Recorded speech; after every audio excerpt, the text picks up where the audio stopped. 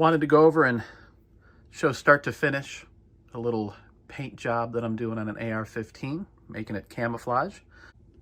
First thing you want to do is make sure the gun's safe and clear. This one is clear and on safe. And then I go through and I'll typically clean my gun, blow any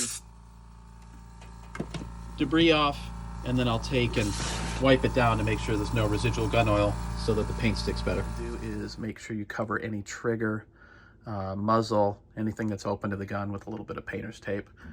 So we're going to do that, and I'll show you the finish. So I find hanging is better than laying it down on cardboard and having to do both sides. That way I can work around it. And see, this is just a piece of metal I got from a yard sign that I bent and hung it from my garage door assembly.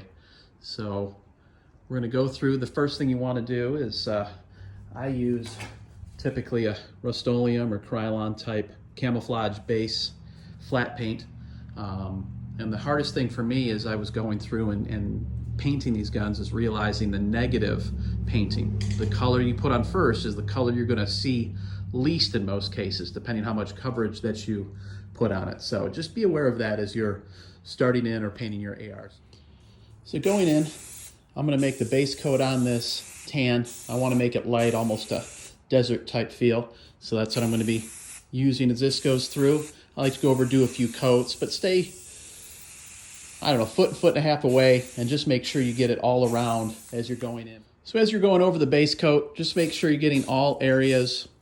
Don't do it too much. You don't want any drips. I'm far from a professional painter, I'm sure, as you can see, but I'm just going around all sides and just making sure it's exactly how I want it.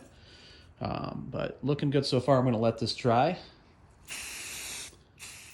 If you want different patterns, I find you can find things around the house pretty easily to do it. This is just an old trunk car net that I had, but I've done things that I've used as far as a hamper bag from the dollar store that I just paint. It kind of makes a cool little O, and I've even gone as far recently as used a gutter guard that kind of puts a little more triangular, not as soft a thing on there. So you throw it on and paint, and that way you can throw different patterns. Now again, I'm going to be doing this one in a lighter flat dark earth with a lighter green color that goes on. Make sure you shake up the paint, and I like to do it in just angular stripes, and you can't mess anything up because you can always go back over it. So have some fun with it and just take it and go over it, have some stripes.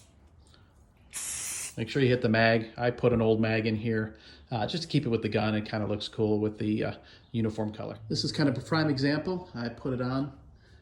Don't necessarily care for it the way I thought I would, so I'm going to repaint it and start on over. I'm going to try this mesh dirty clothes bag that I bought at the dollar store. I've used it in the past, and what I find is obviously the closer you can get it onto the gun, the better the results are. So chip clips, twist ties, anything you can do to get this tight to the gun will help out and make that pattern a little more direct. And now you can start to see it take shape with some of the outlines from the bag.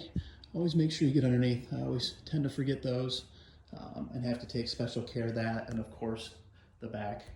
But you can start to see a little bit of taking shape. I'm going to add some browns and some little deeper tans to see if I can make this how I want it. So I don't know if I call it finished product, but added some contrast. I've always been a fan of cryptic, and I like going kind of the bigger with the more defined and focused, and then down with kind of that cargo net and down. So I think this turned out pretty well. Maybe not my best, but it'll always be fun to play with, and I can always add to it as need be.